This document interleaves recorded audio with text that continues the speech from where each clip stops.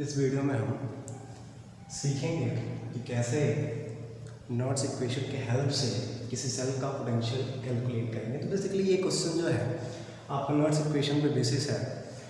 Question पढ़ते हैं, जैसे कि क्वेश्चन क्या है, कैलकुलेट द सेल पोटेंशियल। ये बात हमेशा ध्यान रखिएगा कि अगर सेल पोटेंशियल दिया हुआ है, केवल सेल पोटेंशियल कह दें, जैसे मैंने आपको क्लास 11 में भी बताया हुआ है, अगर स्टैंडर्ड सेल पोटेंशियल कहे और अगर आपका केवल सेल पोटेंशियल कहे, दो वर्ड है, इन दोनों वर्ड्स को हमें ध्यान रखना है कि अगर स्टैंडर्ड कहे तब क्या हम यूज करेंगे, केवल सेल पोटेंशियल कहे तब क्या करेंगे। आपको मैंने क्लास 11 में भी बताया होगा, E naught cell, standard cell potential को ई नॉट सेल से रिप्रेजेंट करते हैं और सेल पोटेंशियल को केवल किससे रिप्रेजेंट करते हैं, ई सेल से। तो केवल अगर आपका सेल पोटेंशियल कहे तो आप क्या अप्लाई करेंगे, नॉट्स इक्वेशन, क्योंकि जो नॉट्स इक्वेशन जो है आपका वो बेसिकली कब अप्लाई होता है, जब हमारे कंडीशन स्टैंडर्ड ना हो। हमने 11th में भी इस बात पर डिस्कस किया हुआ है कि स्टैंडर्ड कंडीशन क्या हो, कि अगर आपने कोई सोल्यूशन यूज किया हुआ है तो ऑब्वियसली वो सोल्यूशन का कंसंट्रेशन जो हो आपका 1m हो। अगर आप कोई गैस यूज कर रहे हैं और गैस का जो प्रेशर आप यूज करें वो क्या हो, 1 बार हो। और अगर आप टेम्परेचर की बात करें तो टेम्परेचर वहां पे क्या रिप्रेजेंट करेंगे, 25 डिग्री सेल्सियस। तो ये स्टैंडर्ड की कंडीशंस हैं। अगर इस कंडीशंस के अलावे, जैसे चेंज तो तीनों को कर सकता है, आपका सॉल्यूशन का कंसंट्रेशन अलग ले सकता है, प्रेशर आपका अलग ले सकता है, या फिर टेम्परेचर आपका अलग ले सकता है। तो आप इनमें से किसी को चेंज करोगे तो ऑब्वियसली कंडीशन आपका स्टैंडर्ड नहीं रह जाएगा, नॉन स्टैंडर्ड हो जाएगा। और जब नॉन स्टैंडर्ड होगा तो आप स्टैंडर्ड सेल पोटेंशियल की जगह क्या उस सेल का काउंट करोगे, केवल और केवल सेल पोटेंशियल। अब जब सेल पोटेंशियल काउंट करोगे तो उसके लिए आप क्या अप्लाई करोगे, नॉट्स इक्वेशन। हालांकि नॉट्स इक्वेशन इन तीनों में चेंज करके अप्लाई करके आप नॉट्स इक्वेशन अप्लाई कर सकते हो, लेकिन आपके सिलेबस में केवल और केवल चेंज अगर करता है तो आपका सॉल्यूशन का कंसंट्रेशन चेंज करता है। कंसंट्रेशन 1m के अलावा कुछ भी कर देगा, टेम्परेचर आपका जनरली चेंज नहीं करता है। आप जब भी देखेंगे क्वेश्चन, आपका देखिए आपके क्वेश्चन में भी 298 केल्विन है, मतलब आपका टेम्परेचर चेंज नहीं किया हुआ है, यहाँ पे कुछ भी कोई गैस नहीं है तो प्रेशर की कोई बात ही नहीं आती है। रही बात सॉल्यूशन का कंसंट्रेशन, तो देखिए यहाँ पे ये तो सॉलिड स्टेट में है, हमने इसको ऑलरेडी बता दिया होगा कि किसी सेल को कैसे रिप्रेजेंट करेंगे, एक लाइन में। तो एक लाइन में इस सेल को रिप्रेजेंट किया गया है। अब इस सेल में आपका, मैंने 11th में भी बताया हुआ है कि ये जो पार्ट होता है, ये साल्ट ब्रिज होता है, साल्ट ब्रिज के जो लेफ्ट होता है वो आपका ऑक्सीडेशन एनोडिक सेल होता है, एनोडिक हाफ सेल होता है, और इस साल्ट ब्रिज के लेफ्ट में जो होता है आपका कैथोडिक हाफ सेल होता है। मतलब यहाँ पे कैथोड वो रिडक्शन हो रहा है, जैसे कि कैथोड में हमने बताया हुआ है आपको, और यहाँ पे आपका क्या हो रहा है, ऑक्सीडेशन हो रहा है। तो ऑब्वियसली क्या है कि हम यहाँ पे जो सेल पोटेंशियल कह रहा है 298 केल्विन पे, तो अप्लाई क्या करेंगे, नॉट्स इक्वेशन। जैसे कंफ्यूजन कभी कभी हो जाती है कि हम नॉट्स इक्वेशन अप्लाई करें कि direct standard cell potential count कर लें। तो बेसिकली जब भी सेल पोटेंशियल कहे तो आप नॉट्स इक्वेशन को अप्लाई करोगे। तो फिलहाल हम नॉट्स इक्वेशन को अप्लाई करेंगे। सॉल्यूशन को देखते हैं, नॉट्स इक्वेशन आपका होता क्या है, सॉल्यूशन देखते हैं। नॉट्स इक्वेशन आप देखिएगा, बताया भी गया होगा, बुक में भी साफ साफ दिया हुआ है कि जब आपका टेम्परेचर 298 केल्विन हो जाता है, बेसिकली मैं बेसिक नॉट्स इक्वेशन लिखता हूँ। तो नॉट्स इक्वेशन होता क्या है, ई सेल इक्वल्स टू आपका ई नॉट सेल माइनस लॉग, अगर बेस 10 यूज करते हैं तो 2.303 नहीं होगा, मैंने पहले भी इसको डिस्कस कर लिया होगा। अगर लॉग बेस 10 यूज करते हैं तो 2.303 RT/NF लॉग बेस 10। ध्यान दीजिएगा, कंसंट्रेशन अपॉन ये कंसंट्रेशन।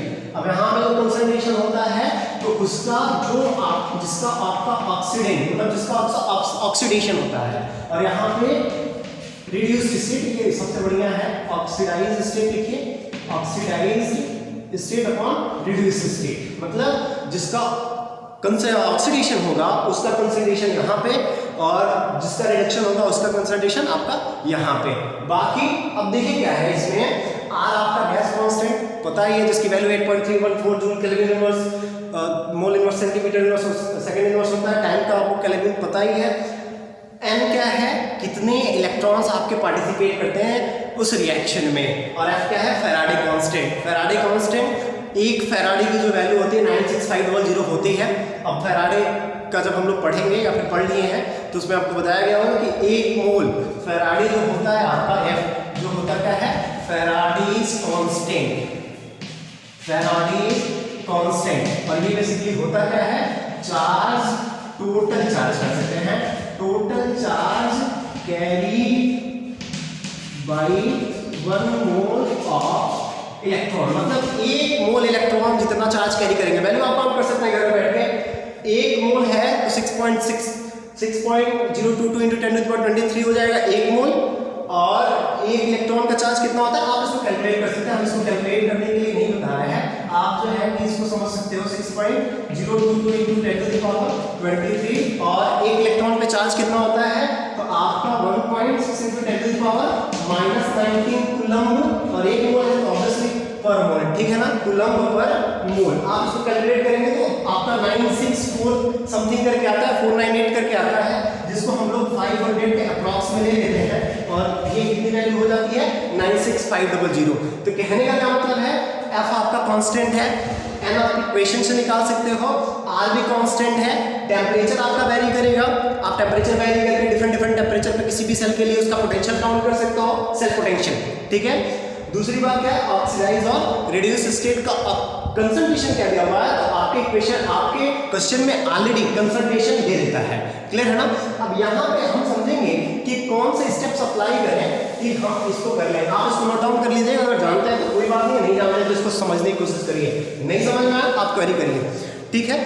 तो अब हम बात करेंगे क्या क्या चीजें काउंट करनी है। तो सबसे पहले नर्स इक्वेशन अप्लाई करने से पहले आप ये पता है आपको, ये आपको काउंट करना पड़ता है। पहली चीज ये काउंट करनी पड़ती है जो आपको इस इक्वेशन से यहां से मिल जाएगा।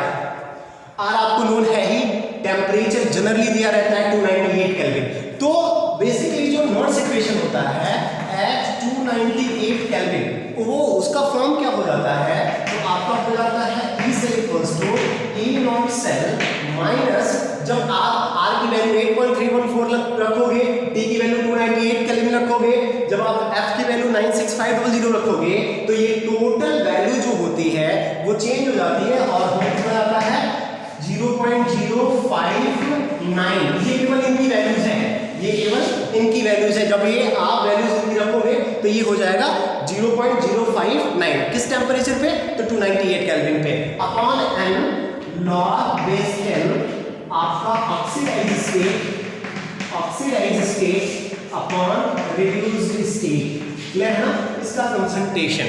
तो बेसिक सी बात है, क्या क्या काउंट करें तो हमारा ई सेल निकल जाएगा। तो सबसे पहले ई नॉट सेल, पहली चीज ये निकालनी है, एन की वैल्यू निकालनी है, वो हम इक्वेशन से पता कर लेंगे। ई नॉट सेल हम वेल नोन है कैसे निकालना है, अगर जो है कि ऑक्सीडेशन और रिडक्शन पोटेंशियल पता हो तो उनका हम आपस में जो है कि सब्सट्रैक्शन करके पता कर सकते हैं। कंसंट्रेशन नोन है आपका, तो आप कंसंट्रेशन की वैल्यू पुटअप कर देंगे, आपका फटाक से निकल जाएगा, क्लियर है। तो हम आगे बढ़ते हैं, कैसे कैसे काउंट करना है आप इसको समझते चलिए।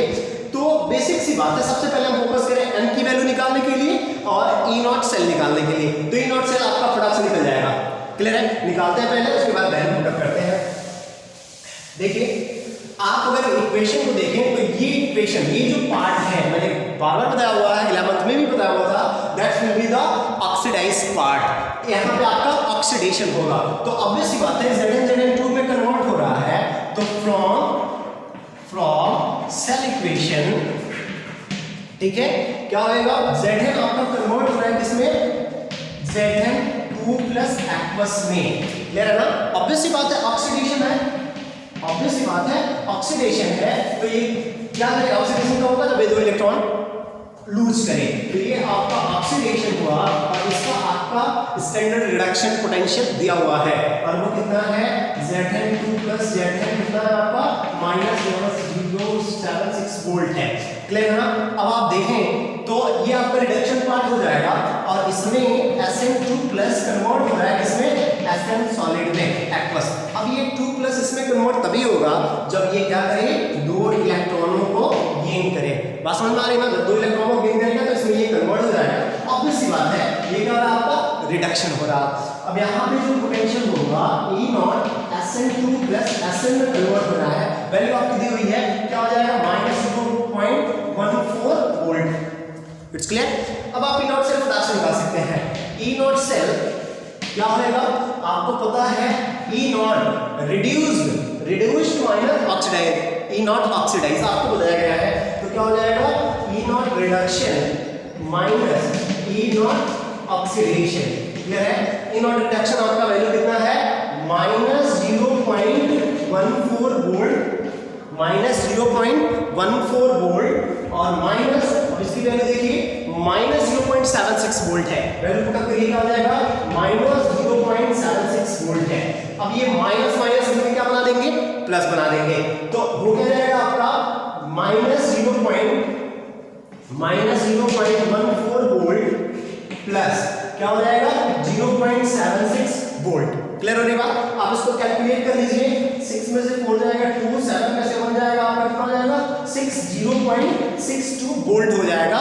किसकी वैल्यू, ई नॉट सेल की वैल्यू। तो आपको ई नॉट सेल मिल गया। क्लियर है। अब एन की वैल्यू पता करनी है, तो अक्सर गलती हो जाती है, ये हमेशा ध्यान रखिएगा, जब भी नॉट्स इक्वेशन अप्लाई करेंगे तो जो इक्वेशन आपने लिखा हुआ है ऑक्सीडेशन वाला और रिडक्शन वाला, इसमें जितने इलेक्ट्रॉन्स आपके लूज या गेन हो उतने ही इलेक्ट्रॉन्स इसमें भी आपके लूज या गेन होने चाहिए। ऑब्वियस बात है, ये 2 इलेक्ट्रॉन अगर लूज कर रहा है तो ये कंडीशन है कि इसको भी 2 इलेक्ट्रॉन क्या करने चाहिए, गेन करने चाहिए। अगर ये नहीं करता, मान लीजिए अगर ये एसिड प्लस एसिड में कन्वर्ट होता तो यहाँ पे आप एक इलेक्ट्रॉन लेते, तो उसके लिए चूंकि ये 2 इलेक्ट्रॉन लूज कर रहा है तो यहाँ पे आपके लिए नेसेसिटी हो जाएगी कि आप यहाँ पे 2 इलेक्ट्रॉन 2 से मल्टीप्लाई करके फिर इस टाइप की मैट्रिक्स बनाइए। अभी हम एक इसी बेसिस पे क्वेश्चन डिस्कस करेंगे, तो ये हमें ध्यान रखना होगा कि जितने इलेक्ट्रॉन्स लूज हो ऑक्सीडेशन में उतने ही आपके इलेक्ट्रॉन्स गेन होने चाहिए रिडक्शन वाले पार्ट में। क्लियर हो रही बात। तो ये हम ध्यान रखेंगे। अब ये हमारा ई नॉट सेल निकल गया, तो एक चीज तो निकल गई, दूसरी चीज भी हमें क्या मिल जाएगी, एन की वैल्यू। अब एन की वैल्यू क्या मिल जाएगी, यहाँ पे कितने इलेक्ट्रॉन्स गेन या लूज हो रहा है, equal number of electrons should be लूज्ड, equal number of electrons should be gain. तो ऑब्वियस सी बात है कितने इलेक्ट्रॉन्स यहाँ पे लूज या गेन हो रहे हैं, तो 2। तो आपको इसकी वैल्यू मिल गई, इसकी वैल्यू मिल गई, ये वैल्यूज आपके नोन है। आप रखिए, देखिए क्या आ जाएगा। तो क्या होगा, वैल्यू रखते हैं,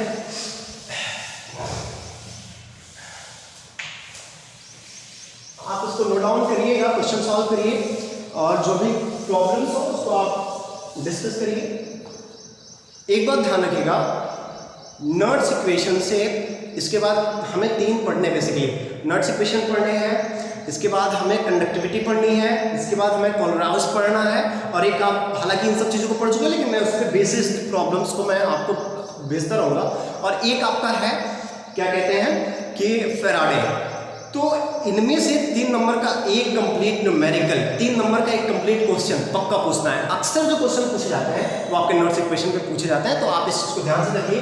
सबसे आसान पार्ट है, हाँ समझना थोड़ा सा मुश्किल है, थोड़ा सा बड़ा है, बड़ा भी नहीं है, बड़ा आसान है। फिजिक्स के न्यूमेरिकल से टफ नहीं हो सकता, तो ये ध्यान रखिएगा, हमें इसको समझ के चलना है। इसकी वैल्यू हमने पाई कितना है 0.62 वोल्ट। एक चीज ध्यान रखिए, यहाँ पे मैं यहीं पे आपको साइड वाइज बता देता हूँ। हमने कैलकुलेट किया ई नॉट सेल निकाला, कितना आया +0.62 वोल्ट आया आपका। आपको मैंने एक क्वेश्चन सीट में भेजा होगा फीजिबिलिटी ऑफ रिएक्शन, मैंने भेजा होगा फीजिबिलिटी ऑफ रिएक्शन। तो ऑलवेज बी रिमेंबर्ड कि कोई रिएक्शन फीजिबल तभी होएगा जब उसका ई नॉट सेल पोटेंशियल पॉजिटिव हो। अगर पॉजिटिव नहीं हो तो वो फेजिबल नहीं होगा। जैसे पूछा जाता है कि रिडॉक्स रिएक्शन आपका फेजिबल है कि नहीं, तो आप ये ध्यान रखेंगे कि कोई रिडॉक्स रिएक्शन फेजिबल है कि नहीं, वो इस बात पर डिपेंड करता है कि उसकी सेल पोटेंशियल पॉजिटिव है कि नेगेटिव है। अगर पॉजिटिव है तो फेजिबल होगा, पॉजिटिव नेगेटिव है तो फेजिबल नहीं होगा। तो इस चीज को यहाँ पे ध्यान रखिएगा, इन चीजों को आप नोट डाउन करते रहिए। तो ये रख दिया, हमको पता है इसकी वैल्यू कितनी है 0.059 अपॉन एन की वैल्यू कितनी है, इसमें 2 है। अब यहाँ पे लॉग बेस 10। अब देखिए अक्सर क्या होता है, ऑक्सीडाइज स्टेट ये था और इसका कंसंट्रेशन कितना है आपका 0.1 m, रख लिया वैल्यू, ठीक है।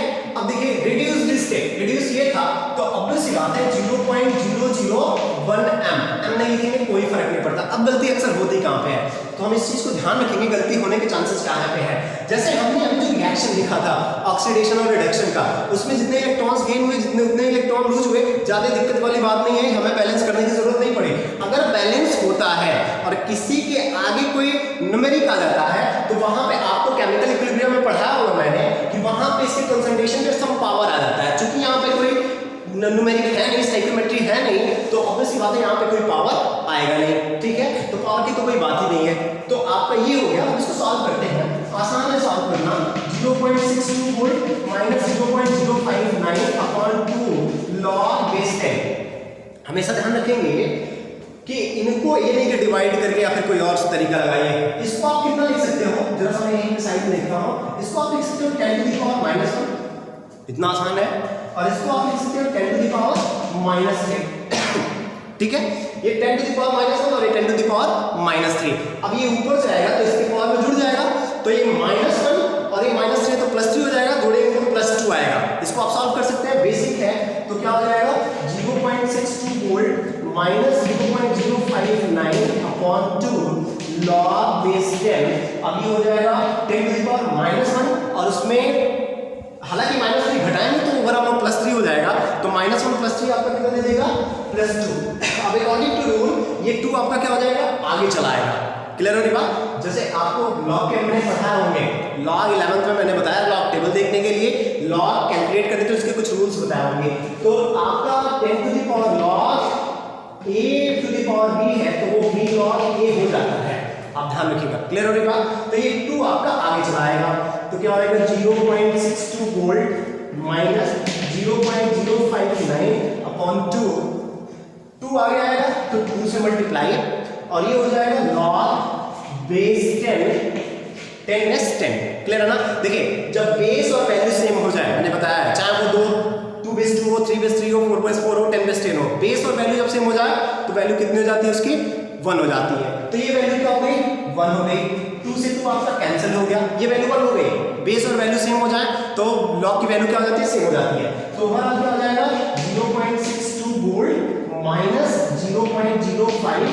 आप इसको सॉल्व कर सकते हैं, इतना टफ सब्सट्रैक्शन नहीं है, हम सॉल्व कर देते हैं। ये हो जाएगा 1, 10 में से 9 जाएगा 1 और ये 11 में से 5 जाएगा 6 और ये बचा आपका 5, तो 0.561 वोल्ट आपका आंसर आ जाएगा। क्लियर है, बात समझ में आई।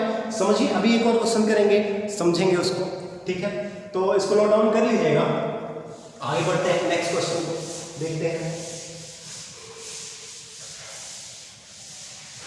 नोट्स इक्वेशन पे जितने भी क्वेश्चंस आपके बुक में हैं, आपके प्रीवियस ईयर पेपर्स में भी आप उनको ढूंढिए। नोट्स पे एक क्वेश्चन 3 नंबर का फिर आपका आना ही आना है, तो इस चीज को ध्यान में रखिए कि आप इस चीज को करिए, प्रैक्टिस करिए। जो भी नोट्स इक्वेशन में फंसे और इस चैप्टर के जितने भी न्यूमेरिकल्स हैं उन सभी न्यूमेरिकल्स को आप ध्यान से देखिए, नहीं देखेंगे तो फिर फंस जाएगा। जैसे एक क्वेश्चन है, बड़ा मजेदार क्वेश्चन है, आप एनसीईआरटी के इंडेक्स में इस क्वेश्चन को देख सकते हैं।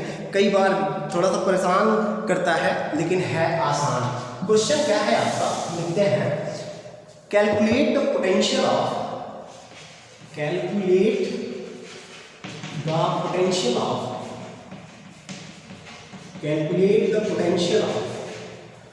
Hydrogen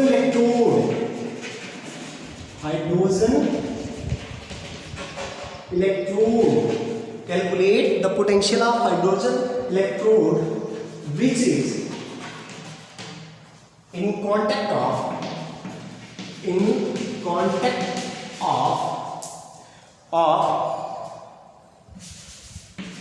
a solution of pH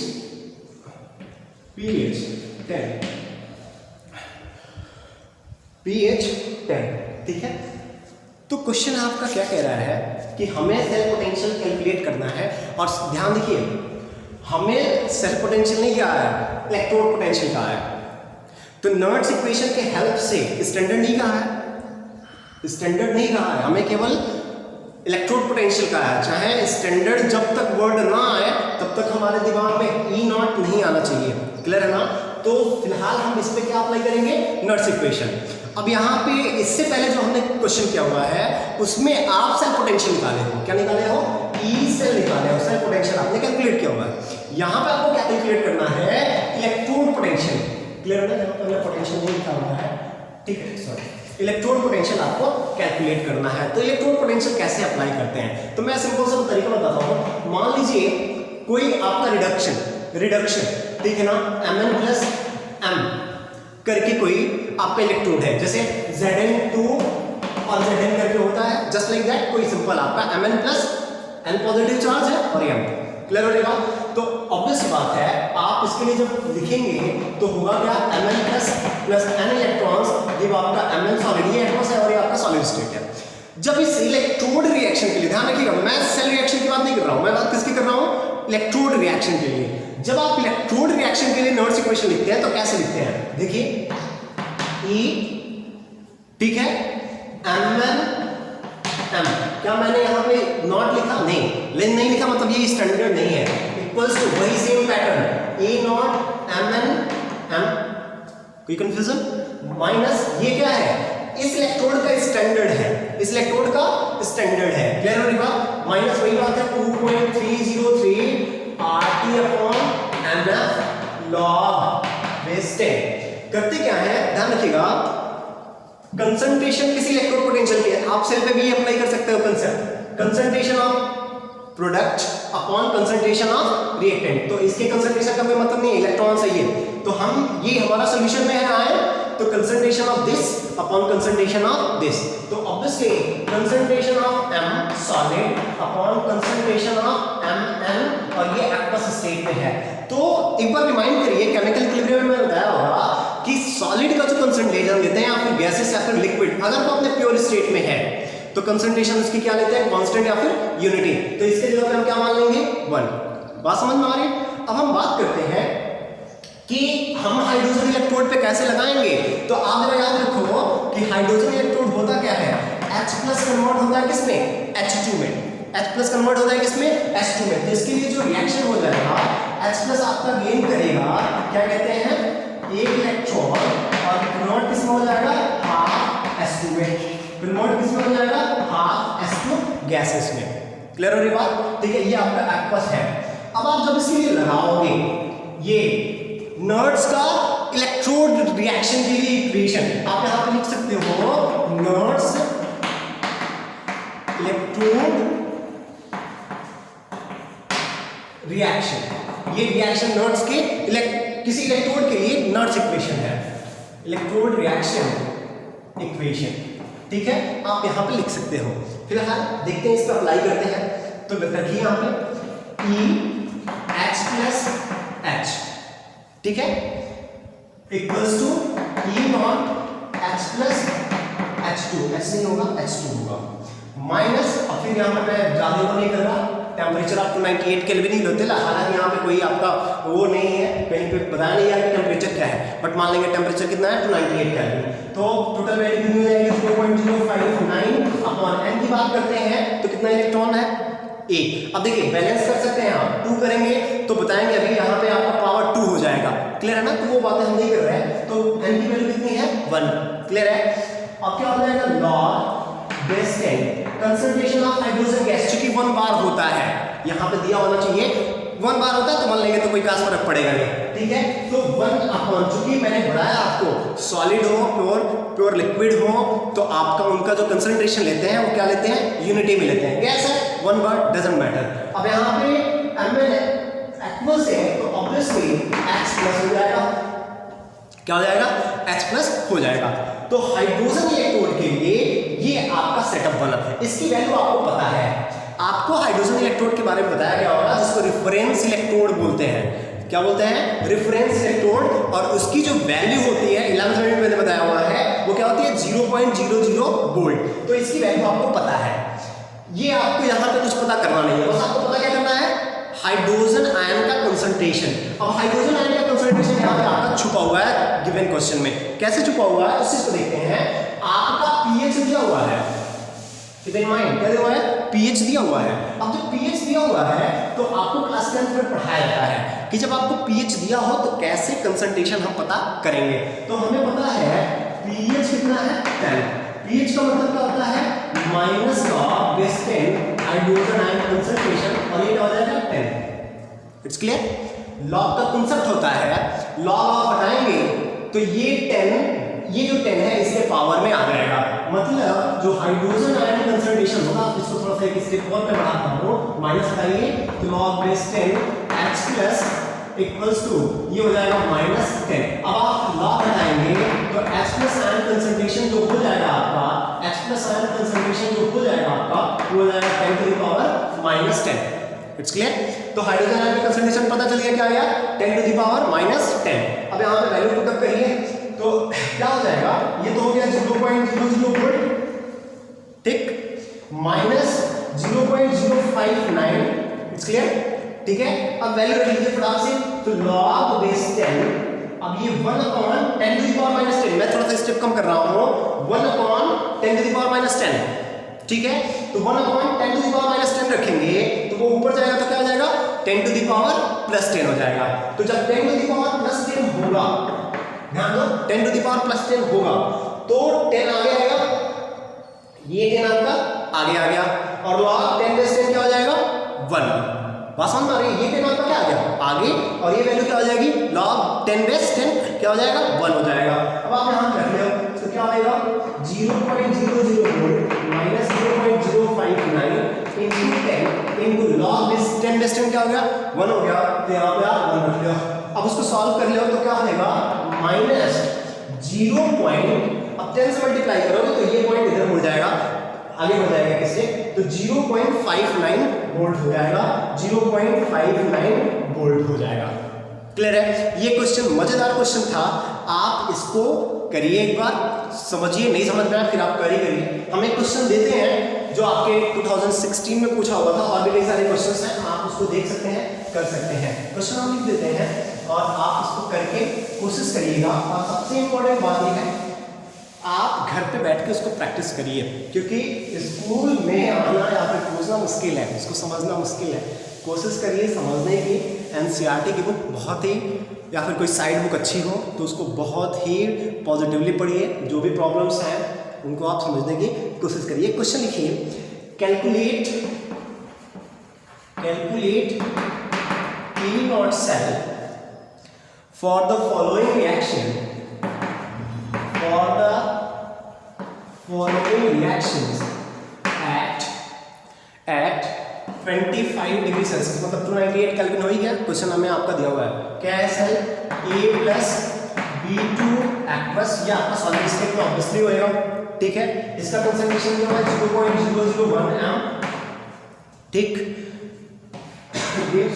A2 aqueous, जिसका कंसंट्रेशन आपका दिया हुआ है 0.0001 m, और प्लस B सॉलिड, ठीक है। क्या दिया हुआ है आपको, देखिए ई सेल आपका गिवन है, गिवन क्या है ई सेल, और ये कितना है 0.6805 वोल्ट, और साथ ही साथ, ठीक है, बाकी और कुछ देने की जरूरत है ही नहीं, बाकी सब नोन है। देखिए cell non standard cell potential दिया हुआ है, स्टैंडर्ड सेल पोटेंशियल हमें पूछ रहा है, तो आप फिर नोट से क्वेश्चन लगाइए। आपको इस बार ई सेल पता है, ई नॉट सेल पता करना है, तो आप उसको कैलकुलेट कर सकते हैं। नेक्स्ट टर्म पे कोशिश करेंगे हम इस तरह से वीडियो, आपके जो भी प्रॉब्लम्स हैं तो उनको हम अब एक्सप्लेन करें। जैसे इसके बाद आपका एक टॉपिक है केमिकल वो कंडक्टिविटी, तो उस पर हम देखेंगे वीडियो बना के, नेक्स्ट राउंड में आपको भेजेंगे, तो थोड़ा सा आपको हेल्प होएगा। उसके बाद जितने भी क्वेश्चंस आपके बनते हैं उन क्वेश्चंस को हम डिस्कस करेंगे धीरे धीरे। अब कोशिश की जा रही है कि आपको जो है कि थ्रू हमारे लेक्चर्स आपको मिलें, ताकि हो सकता है थोड़ी सी हेल्प मिले। बाकी जो आपके वीडियोज़ वगैरह थे बेस्ट वीडियोज़ हैं, टीचर भी बेस्ट है, बट होता है थोड़ी सी वो बात बन जाती है, तो आप इसको पॉजिटिवली देखिए। बाकी हम नेक्स्ट